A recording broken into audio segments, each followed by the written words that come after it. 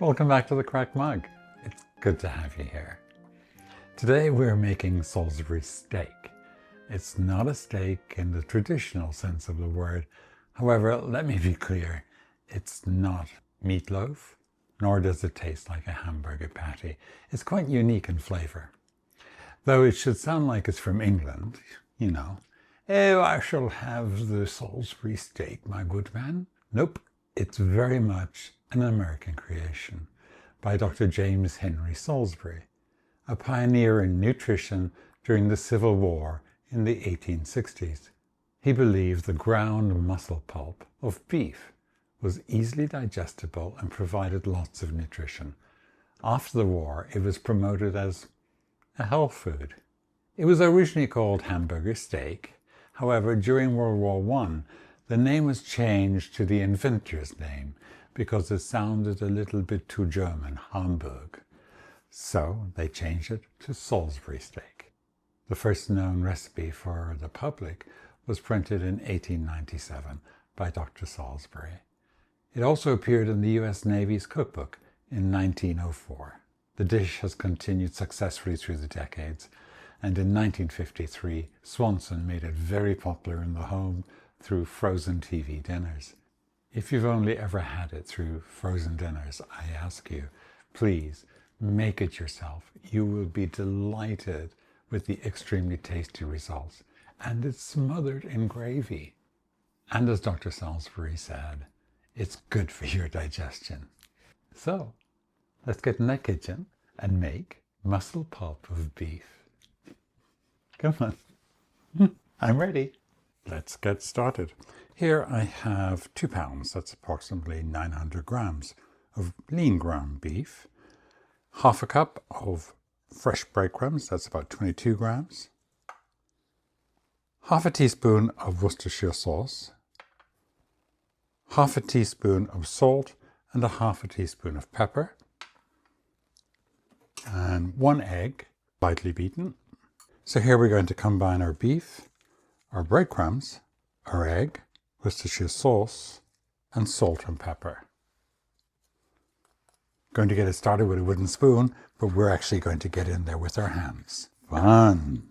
We are going to divide this up into 6 patties, about 3/4 of an inch thick. We like to make them in a little bit of an oval shape, kind of pretend steak to go along with the game. Over medium-high heat, add 1 tablespoon of butter and 1 tablespoon of olive oil to your pan. And now to that, let's add our steaks. Once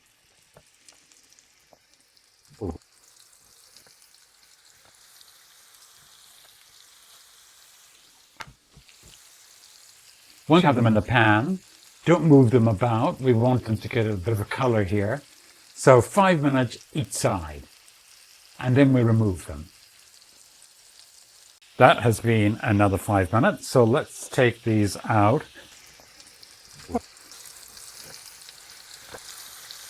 Set these aside for now. Over medium heat, into the same pan, we're going to add 1 large onion, which I've halved and then thinly sliced. We're going to let these saute for 5 minutes until they've softened. Give them a little toss around there so they get coated in the oil and butter. That has been 4 minutes. They've taken us some color. That color is coming from the fond at the bottom of the pan. They're not actually getting browned, but they have softened. And now I am going to add mushrooms. Here I have 225 grams. That's 8 ounces of cremini mushrooms sliced. These are optional, but if you like a mushroom, they're not. In they go. Give them a toss to coat them again with oil and with onions. We are going to saute these for another 5 minutes. The mushrooms will begin to lose their juice. Oh, look at that. So that was exactly another 5 minutes. And now we have beautiful onions and mushrooms. I just wanted to actually throw some of this beauty over a patty. Sorry, hamburger, no. Salisbury steak and eat it right now. But let's make some gravy. To this, we're going to add 1 tablespoon of tomato paste.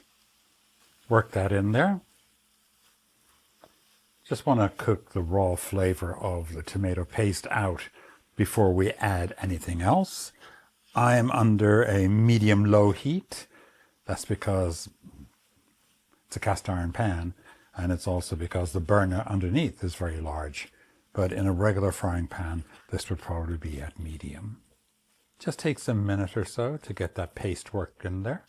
1 tablespoon of soy sauce, 1 teaspoon of Worcestershire sauce, 2 cups, that's about 475 milliliters of beef stock. Stir that to combine over medium heat. In a small bowl, take 2 teaspoons of cornstarch and add about a tablespoon of water. Mix these together until there are no lumps. Lovely. Looks like milk. Add that to your pan and stir well. This is our thickening agent. Bring this to a simmer. Once it simmers, simmer for 2 minutes. As you see, it has a lovely color already. This next step then is completely optional. If you have a little kitchen bouquet at home or in Europe gravy granules, you can add a teaspoon or so. Really won't do anything for the flavor, but will make it darker. We are not going to taste this for seasoning just yet. All right, we've simmered for 2 minutes. I'm going to turn the heat down to medium-low, and I'm going to return our steaks to the pan. Nestle them in there nicely so that they actually reach the bottom of the pan. We are going to simmer these for 5 to 10 minutes until the internal temperature comes up to 165 degrees when I put a thermometer into them. So make room for the last 2 by putting those wonderful mushrooms and onions over the others. I am excited actually for this dinner. I have not had Salisbury steak in many years. Any juices, please return them to the pan. There we go.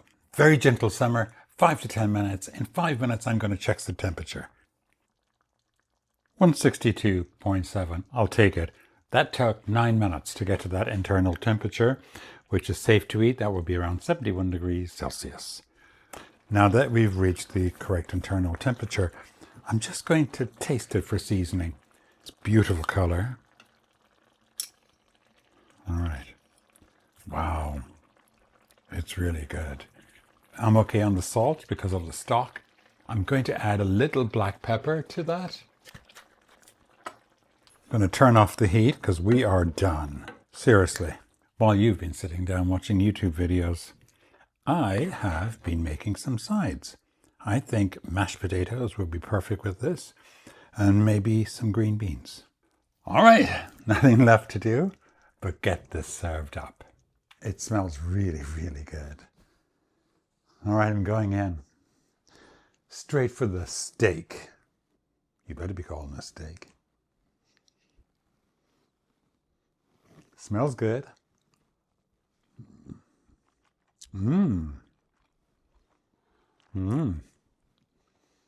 Wow.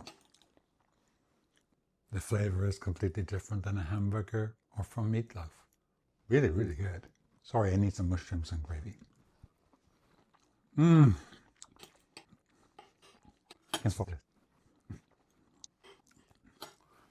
I think I'm eating a T-bone. It's really good though. And I'm having it with green beans. I made some mashed potatoes because I had that wonderful gravy. And I had 2 little carrots that had seen better days, not unlike myself. And I decided just to coarsely mash them after steaming them. And then I had a green chili that looked rather sad too. So I burnt it over the open flame of the stove, got a little char on it, chopped it up and put them all together with half a teaspoon of butter. Delicious. Salt and pepper. Okay, last bite, I promise. It's a winner. Okay, so like it feeds 6 people. It could be a weeknight meal, no problem. You can have it with whatever. Because the gravy is nice to have it with mashed potatoes. I imagine you can have it with rice or noodles as well. Would be perfect for this. And the veg. It's super simple. It's not pretending to be steak. It just happens to be the name of the dish. It's going to be back on my roster again. I have not had it in a while. So I thank Dr. Salisbury for his nutritious meal of ground muscle. No. For the ground muscle pulp? Pulp of ground muscle? Pulp of muscle? Who knew that ground muscle pulp would be so delicious and nutritious? Try some today. Do make this dish. Easy peasy, great for midweek. So that's it for today. Thank you so much for your support. It means the world to me. Please like, comment, and subscribe to my channel. I would really appreciate it. If there's something you'd like me to cook, put that in the comments too, and I'll see if I have a recipe for it. You never know. So that's it. So thank you for watching. And in the meantime, mind yourself. Bye.